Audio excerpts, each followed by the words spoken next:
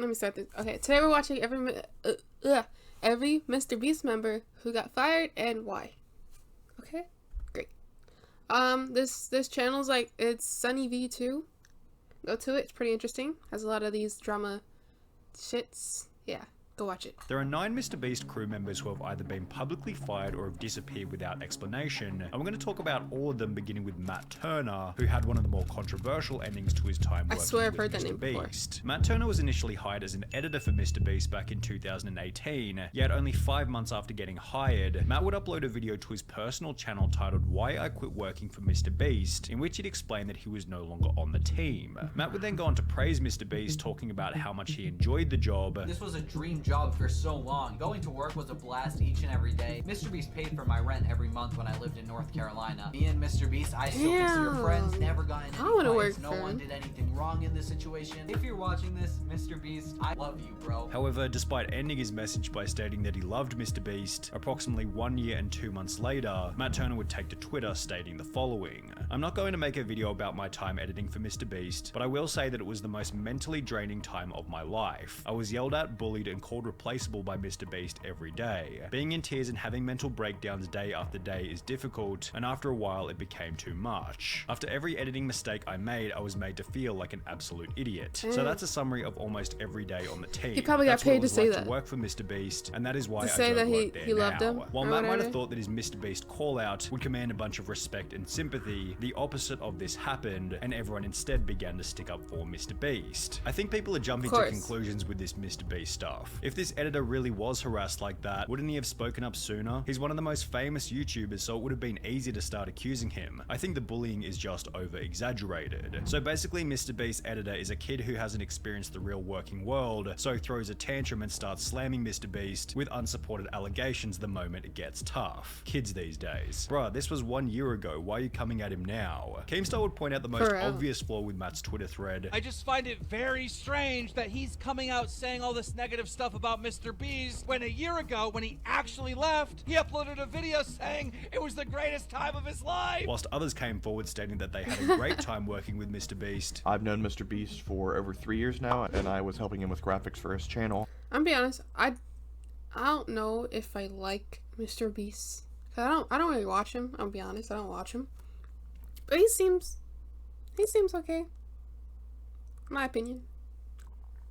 Fuck my opinion. Anyways. I don't even have one experience of him being mean or disgruntled to me in any way. He was always very kind and very nice. Which was once again echoed by Keemstar. "I talked to one of his employees and he seemed like he loved working for him, and Mr. Beast seemed like a really cool, genuine guy." Things became even worse for Matt after Mr. Beast had a phone call with Keemstar. "And what Mr. Beast told me is basically like when they fired him or whatever, they gave him $10,000 and they got him a job at Sword." And shortly thereafter, Matt deleted the tweets and was even brave enough to claim that his Twitter had been hacked. Despite basically being laughed off the internet, Matt Turner continues to upload van life videos, one of which including a pretty weak apology to Mr. Beast. "If anyone was offended by me saying that wasn't the best experience, well then I do apologize." With the whole ordeal being summarized by YouTuber Prison Mate Luke. "What did you gain from it, really? A little bit of clout from the beginning. You destroyed any chance of you having an actual YouTube career, and all of those views went away immediately. And now you're just forever tainted with the fact that you're just the guy that lied about Mr. Beast." However,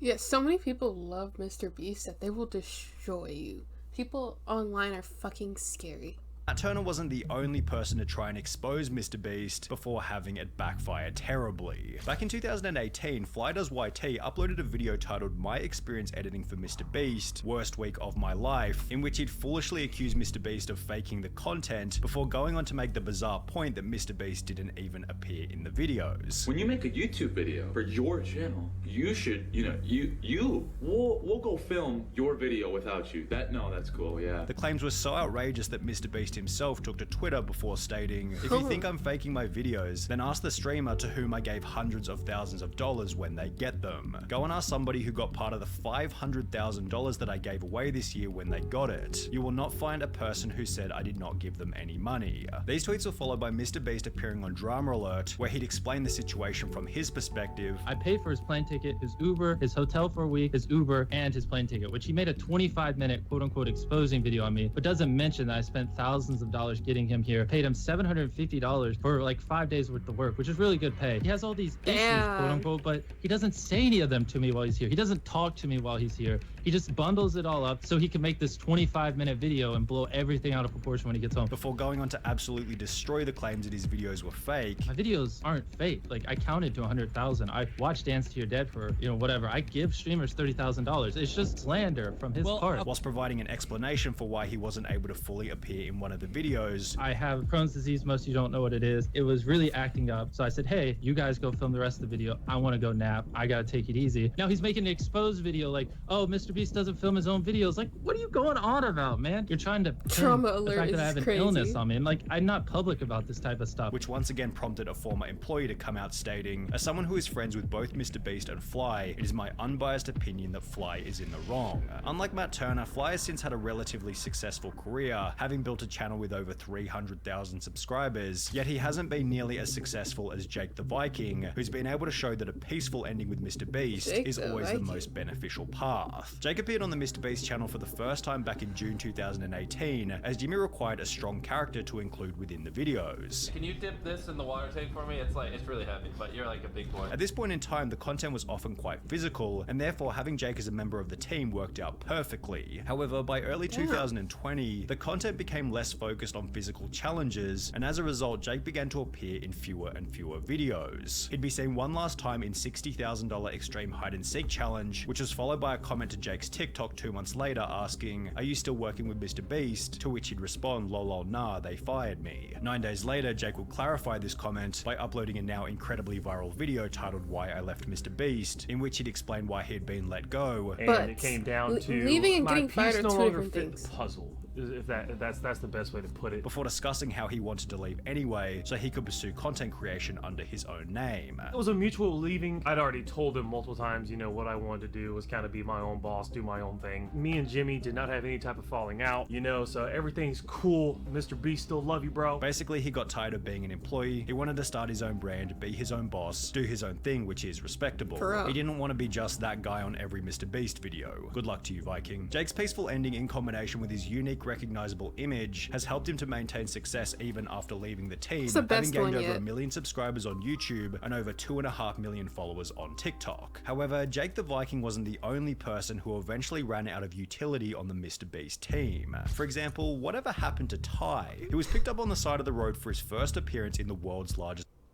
Here's one thing you need to do before buying anything Fucking online. ads. Don't spend another dime on Amazon until you watch the bowl of cereal video. You gonna come sit in a pool of cereal for 10K? And with comments such as, Ty is such a cool guy, he needs to be in more challenges, he was able to return to the channel. And then this is Ty from the cereal videos. You guys really liked him, so we brought him back. Appearing in a total of 7 different videos before he'd also disappear. Considering Ty was picked up at random on the side of the street, he was never an official member of the Mr. Beast crew, yet according to the wiki, Ty still works for Mr. Beast, but works mostly behind the scenes. Ty has since become a father and still maintains an Instagram following of over 28,000 and a TikTok following of over 80,000, on which he uploads music, comedy, and dancing videos. Tyler Conklin was another Mr. Beast member who disappeared from the videos without any explanation, and his disappearance is probably the most mysterious of them all. Tyler became the second Mr. Beast crew member after featuring on the channel for the first time in February 2016, when Mr. Beast had only 18,000 subscribers. From here, Tyler was featured in videos such as We Are Better Than Dude Perfect, which was followed by Tyler helping out Jimmy's brother, yet Tyler's final obvious appearance on the Mr. Beast channel was in I Opened a Restaurant That Pays You to Eat At It, where Jimmy jokingly fired him. Get out of here!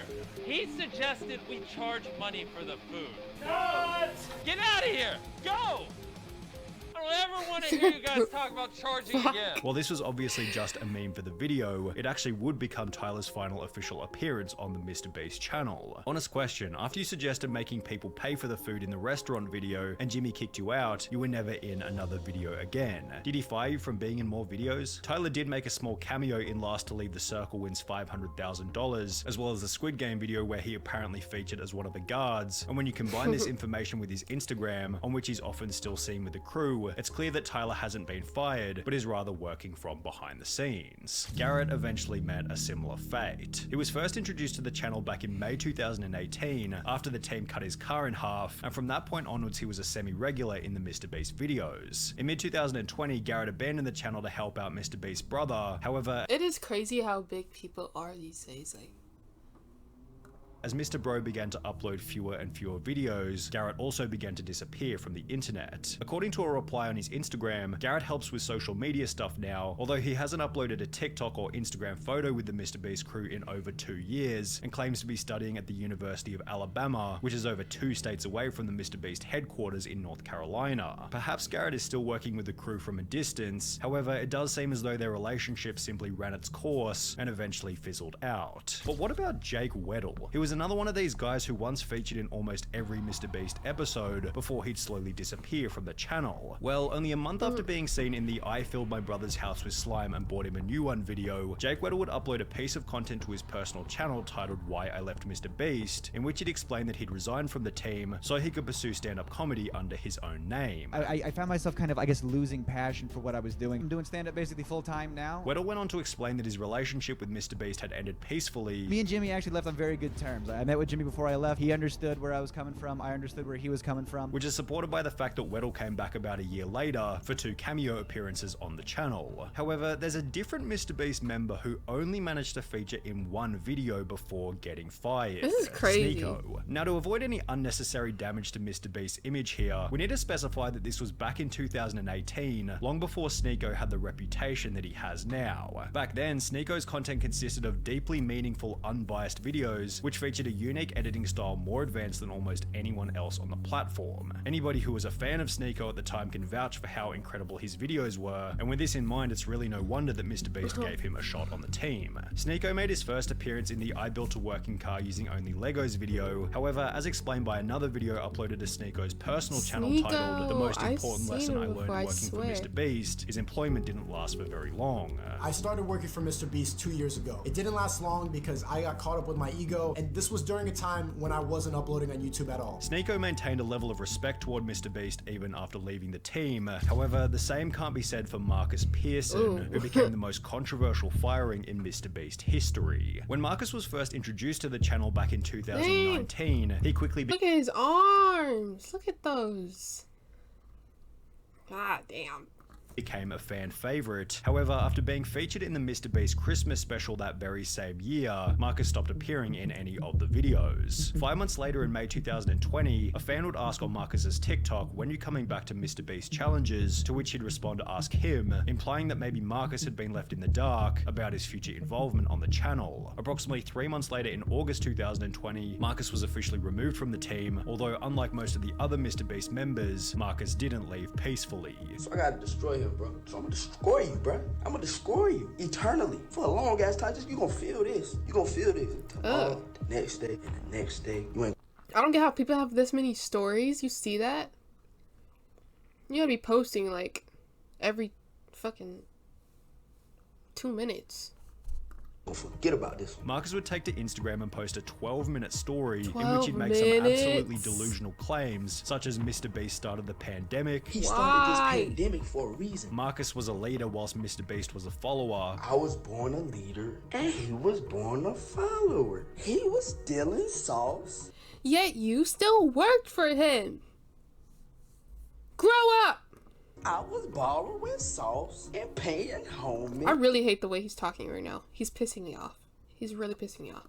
Did you feel me? Before going on to state that he thought MrBeast was a broken person for firing him. The only conclusion that I can make is that he's broken somewhere else. That's the only conclusion that I can come up with. While it seemed like Marcus's goal was to discredit MrBeast, the only person he seemed to discredit was himself, given Marcus's rant was so delusional and unfounded that it just made him look like an idiot. It's been stated all around the internet that Marcus was fired because of unacceptable behavior and a drug problem, although there's no evidence anywhere to support these claims. MrBeast stated in a podcast that their revenue dropped massively at the start of the pandemic, and the more likely reality was that Marcus was fired to save money on wages during a tough economic time. Marcus maintains an Instagram following of around 75,000, yet he's only made one post in the last 2 years, showing that his rant against MrBeast also marked the end of his online career.